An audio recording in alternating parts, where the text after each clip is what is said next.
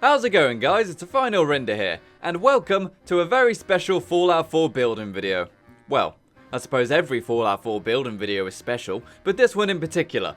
This time we have a Fallout 4 build-off challenge video. Lots of people have asked for this on the channel before, and I have been challenged by XJokersGirlX, aka Lois, to go ahead and build in the same location as her on the PlayStation 4 with no mods. So it's definitely a challenge for me. I'm definitely a fish out of water with this video, and she has been uploading vanilla PlayStation 4 builds for a very long time onto her channel, and also she did all of the character art for my channel art, for my banners and stuff. So when she challenged me, I had to accept. But what did she get up to? Hey guys, it's Lois, and we are doing an intro. I was gonna say building.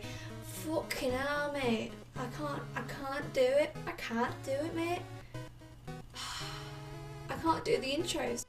Hey guys, it's Lois. You probably never met me before because this isn't my channel, but hi guys, it's nice to meet you. I create non-modded builds on my channel and all Fallout 4, and I hope you'd like it. I wanted to challenge Fun Render here to kind of do the same stuff that I do. So we picked a house in Sanctuary and tried to make it look decent in any way with vanilla assets. Anything that looks pre-war is from the vault stuff, but I won't show you everything because that means that you get to check out my video, which is up my channel, audible wink. But yeah, I hope you really liked it and enjoy the rest of the video. Take it away, sweetie. And there was a sneak preview of what she built, and it looks pretty darn good actually. There's a lot of ideas in there which are actually similar to what I did, which is actually pretty interesting. But I haven't seen her entire build, and she hasn't seen my entire build, so it's going to be interesting to see how similar they are in total. But let's go. Jumping over to the PlayStation 4, Mary, mother of anti-aliasing, and it is time to start building. So, first thing I had to do was scrap everything, and I was really annoyed at this stage because there was so much stuff I wanted to scrap, but I just couldn't, because it was completely vanilla. As you guys know, I do everything with mods, so going completely vanilla, it was very annoying for me in places, but hey, that's part of the challenge, isn't it? And going ahead, we actually decided to use some glitches. Now, everyone on the vanilla systems goes on about how good these glitches are, and I never had to learn them, because I had the PC version, but I was able to use the famous rug glitch to go ahead and repair a lot of the walls. I went ahead and put some metal frames in some of the bigger sections which had walls missing, just so that the wind doesn't fly through the house and make everybody a bit cold. And I also was able to get some of the ones which have glass in them from the Contraptions DLC and repair the windows. So not only do we have a lot of repaired walls, but we've actually got glass in place of the windowsills as well. And I really wanted to go ahead and put some working doors. You can't actually snap doors to these buildings normally. However, I decided to glitch a door frame into the walls so I could have an actual door. I felt so proud when I did that. I thought, my god, I'm a goddamn genius. But obviously Lois has done it, and apparently this is actually a very well-known thing. So I'm not as clever as I thought, but hey, it looks pretty. And now the very tedious part of putting some floor matting down. Now, this is not even easy on modded systems, unfortunately. It never lines up quite right, but you know what, I did a pretty good job, I think, in the end of actually making this place look nice by covering up all the floor. And now I wanted to build a garage. I wanted to build a garage to have all the workshops and stuff necessary to complete the game, because I am still playing through the game on PlayStation 4. So I went ahead and built this little garage that was actually part of the driveway. I just basically covered it up with metal so we have an extra room. Fantastic extension right there. And I needed some power, and I thought, what better way to get power than to have a huge wind turbine on the roof, because that just looks really pretty. I love putting wind turbines on roofs. I don't know what it is. It just makes the place look a bit more epic than it really should be. You know, it looks a bit more important than a house now. So go ahead and put that up there by using some of the scaffolding to get onto the roof, and it looks pretty good. Go ahead and put a button up there so we can open up the garage. And speaking of roofs, we were also able to repair a lot of the roofs from the inside as well. We couldn't cover up every hole, but we were able to cover up a lot of them. And also using the conduit power piping system, I was able to provide power for the entire building without covering it with wires and without using huge power pylons everywhere. It's a really neat and tidy way of getting power to your entire structure.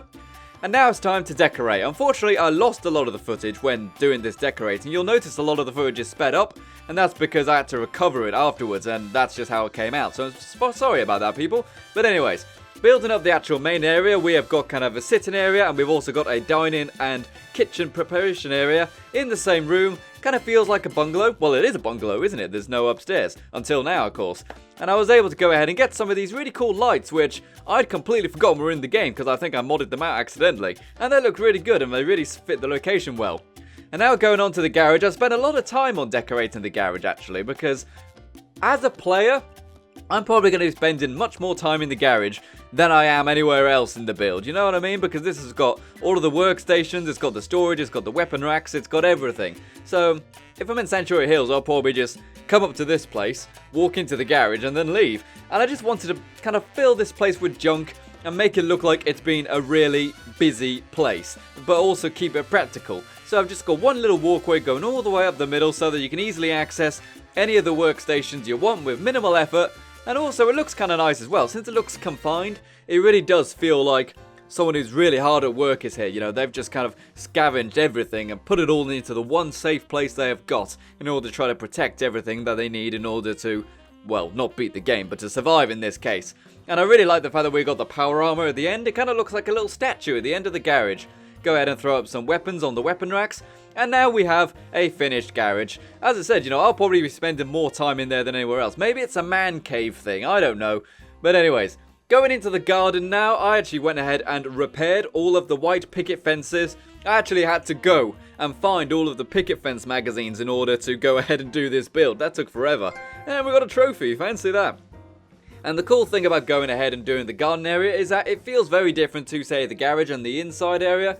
The inside looks very modern with a lot of the Vault-Tec stuff, and the garage, well, it looks busy. But this is a nice open space, and everything looks a bit more decrepit. And it would really, if you think about it, because since it's outside, it's exposed to the elements, including all the radstorms and stuff. So you wouldn't necessarily have brand new stuff on the outside, but on the inside, you might. You know, you might be able to paint up this stuff on the inside and kind of keep it looking good for a long time. But outside, nah, not a chance. But I was actually able to go ahead and glitch like some of the vending machines to the walls, which apparently is really difficult to do without glitching it. And it turns out it is completely true. Those vending machines do not want to go near that wall. That collision box is huge. But go ahead and have like a little campfire on the outside. It's kind of like, Are You Afraid of the Dark? You know, the Midnight Society. It looks really nice, that does. I'd totally chill out there, you know, grab a guitar, grab a Nuka-Cola, chill out, and have some fun. And I really wanted to have flowers. Well, there aren't any flowers in the vanilla game, so I actually had to use moot fruit plants and potatoes to look like flowers and stuff, and shrubberies in the garden. Same for the outside. I used some moot fruit trees on the driveway and on the outside, just to kind of make it look like it's got flowers. But it doesn't, you know what I'm saying? There are potted plants, but that's not really what I wanted.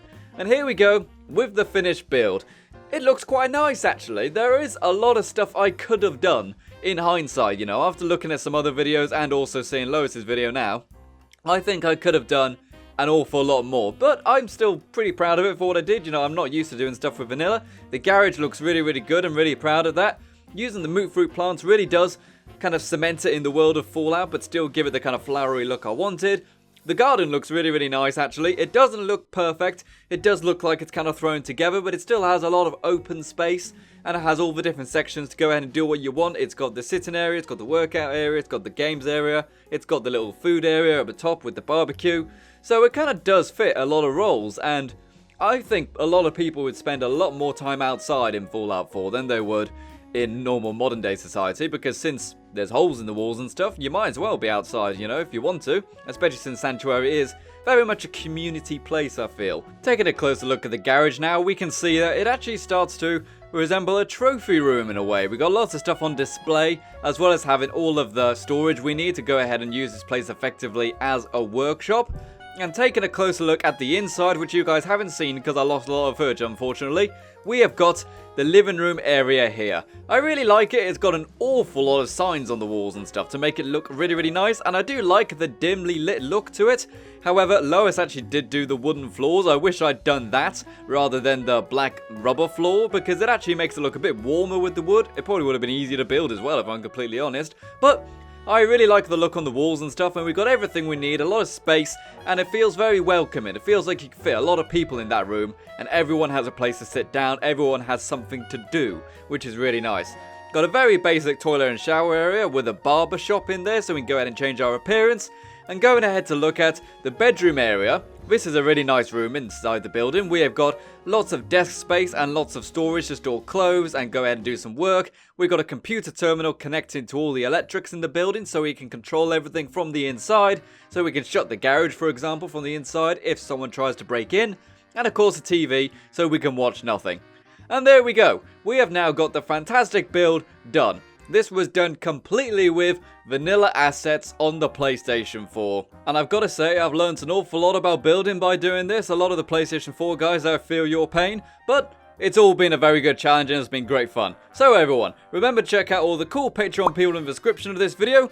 And if you came over from Lois's channel, thank you very much. You're welcome aboard. And remember to go check out Lois's entry into the challenge. Link is in the description. And I'll see you next time. This has been the final render and you've been the audience. Until next time, farewell. The YouTube Gaming Video Guide is available now. Use this fantastic learning resource to learn everything you need to know about making YouTube videos, including how to capture your footage, 3D modeling, visual effects composition, video editing, commentary and audio recording, and more. There is a discount coupon in the description of this video, so grab your copy of the guide right now.